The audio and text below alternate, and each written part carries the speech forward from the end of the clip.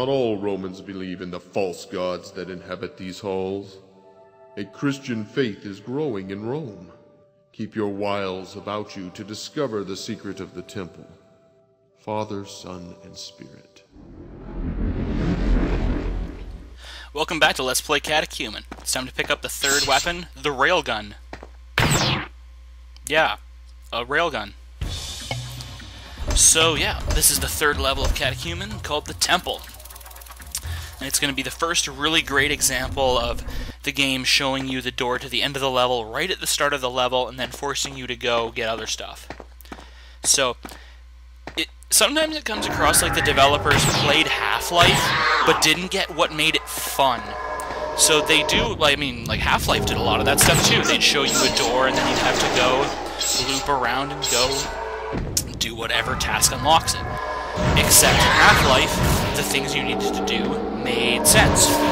Like there was, I remember the one level where you had to go, the stuff with the trains, that, I forget, the big fuck-off monster that you had to kill by electrocuting it. That whole bit was a really great example of Half-Life showing you the exit. I'm sorry, this is really loud.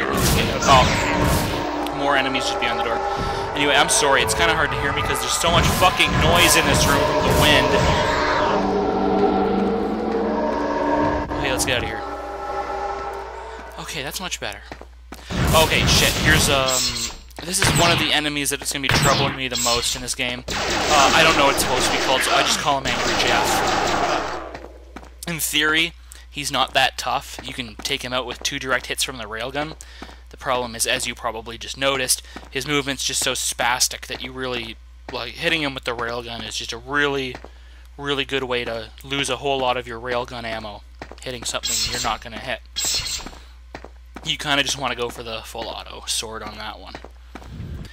But the best circumstances for fighting Angry Jeff are if you can get him from a distance before he's fully aware of you, then you can generally nail him with the railgun.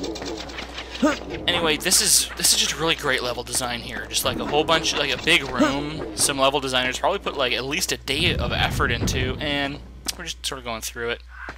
No enemies to fight there, just bypassing it. Anyway, this room, I'm not sure if this is a glitch or a gimmick. Yeah, you can see when I was recording this, I hadn't quite figured out that there are invisible walls here. And yeah, I'm not sure if the walls are supposed to be invisible, or if this is a glitch, because it could be either way with this game. Because like I said, the first time I was playing through this game, I encountered at least one game-breaking glitch, so, you know, this would be par for the course. Excuse me. What's sort of weird is some, like, stuff phases in and out of visibility, but you can't ever really get a sense for how it works. This is the only room where there's invisible walls. And I don't know if that's better evidence for the glitch or gimmick theory, but it really doesn't matter, because it's really just here to waste our time and pad out the length of this room. And we're going to pick up this trident, which, when I first picked it up, I thought, like, is this maybe like a weapon? Like, that'd be kind of weird. It's the symbol of Neptune, and but no, it's not a weapon. It's just the key to the door at the start of the level, like I was just talking about. And over here we can pick up some ammo for our railgun. Yeah, only in Catechumen can you describe picking up a sword as grabbing ammo for my railgun. There's some more huge, just dark splotches, and you gotta crouch some more. That seems like a really shittily designed room. Like, how did they get in there to build that? Did the contractors have to all squeeze in through that grate? Also, I guess we're in Sicily now, judging by the doors. Whatever. And here's I want to say the Ark of the Covenant. No, but it's way too big. Yeah, there's another room that looks like they put quite a bit of effort into, and now we get one of the most fun rooms in the game, a platforming section. So yeah, we have to navigate these shitty, long lengths of... I'm not sure what the hell this is supposed to be in real... There's an M. What this is supposed to be in real world terms. Like, there's just a whole bunch of... like, logs, maybe, but they're not logs. They're clearly not logs. So... like, I don't... It's just... just to be an annoyance. And you haven't even seen the worst of it yet. See, the real problem is the enemies that can shoot you off it and are in little... I don't even know what the word would be. Enclaves? No, like little cubbies there where you can't see them because it's pitch black. And so after that I realized I just needed to search all of them for imps and just shot them all. So now this level is just tedious. Like, I don't know, I mean, you sort of wonder, like, what did the developers imagine would be the player experience? Did they think that the players would be, like, bopping around on those poles? Oh, and here's a bit where, like, you can sort of get into an area where everything is the random blackness. But yeah, you wonder, like, did they think the players would be jumping all over and it would be a cool little bit? Like, I mean, you sort of, like, wonder what they were thinking, because it's not. You get hit once and you fall. And then you realize that every one of those cubbies has an... oh, fuck me. Has an imp in it that you need to clear out. And so you just get them all, and then it just becomes boring tedium as you make your way across the fucking poles to get the stupid key so that you can play more of this shitty game.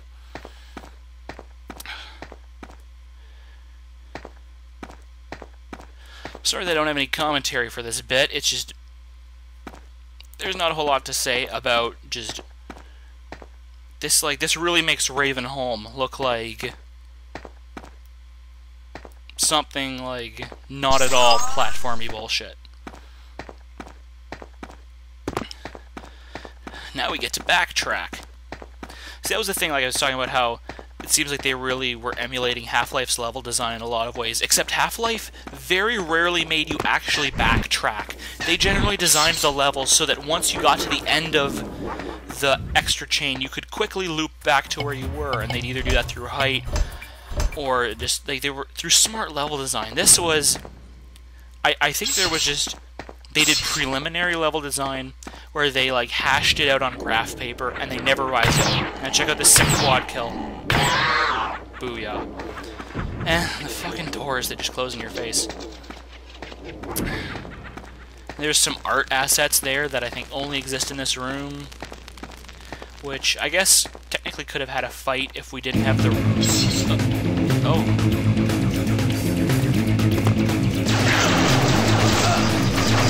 And the man in the back said, everyone attack, it'll turn into a ballroom. And the girl in that corner said, boy, I wanna run, it'll turn into a ballroom blitz. Ballroom blitz. Ballroom blitz. It's a ballroom blitz. It's a ballroom blitz. It's a ballroom blitz. Yeah, it's a ballroom blitz. Boom, boom, boom, boom, boom, boom, boom,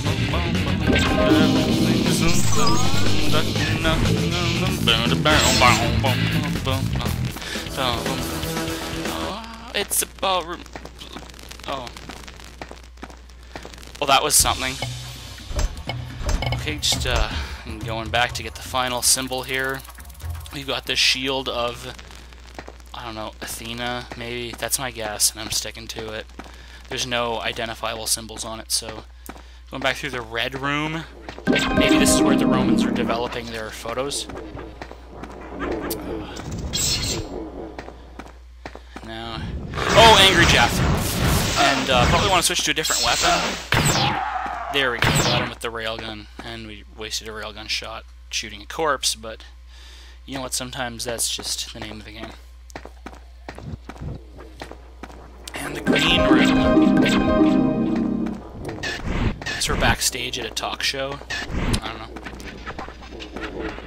But yeah, like, it's just more level that they put an effort into that is just entirely misplaced, that nothing interesting is going to happen in, because Angry Jeff. Okay, so now you can see we have a problem. See, when I played this, I wasn't sure, like, maybe are there invisible stairs, like in the other room? But, no, there's not. You just need to drop. And right now, because the imp can't attack me, I'm just using the Jesus sword, because I don't want to waste any of my good ammo. Which results in just really stimulating footage.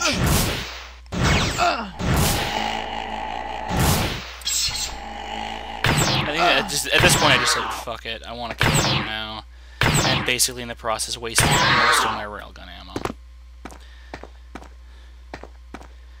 So now we need to get our final T, a Space Marine insignia. Oh, and here at least we got some ammo for a railgun. And now you can get to the bit where you can clearly tell that they were aping Half-Life, because we get a pushing blocks around puzzle. And hopefully I figured that out fairly soon. So we're moving around crates of jars. I'm not sure what they're full of. Maybe wine. I'm gonna assume wine. We're in like the world's most useless wine cellar. And yeah, you just use the E button like Half-Life to move them around. Except it's even worse for pushing shit around than Half-Life was, because at least Half-Life let you look around to move shit. Here you're stuck to wherever you're looking. You can only do it by using WASD, and it's got the exact same problem Half-Life did, where its interact key is E. It makes sidestepping to the right when you're moving something around basically impossible, and you gotta tap dance with your feet on the keyboard to actually manage to just fucking strafe to the right. I think it's caught up on the wall here. Another thing you might have noticed is that the crates all use the exact same texture, but resized, which is why the texture is really blurry and shitty on the big one, but nice and crisp on this tiny one. So yeah, there's a problem where I moved too far away from it and it stopped working. I actually make it look pretty easy in this video, but it was just a giant pain in the ass to film. Again, like how did someone get down there to move the crates around to make, it's just... Yeah, this is the bit where they wanted to show off the physics engine. Anyway, we finally got all the symbols, and we are nearing the end of the level. And what a fun level it was.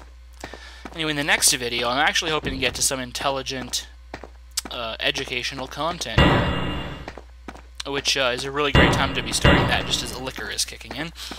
We're going to be discussing the cultural context of Catechumen, and also using our railgun sword. Anyway, until then, this is D6, signing off.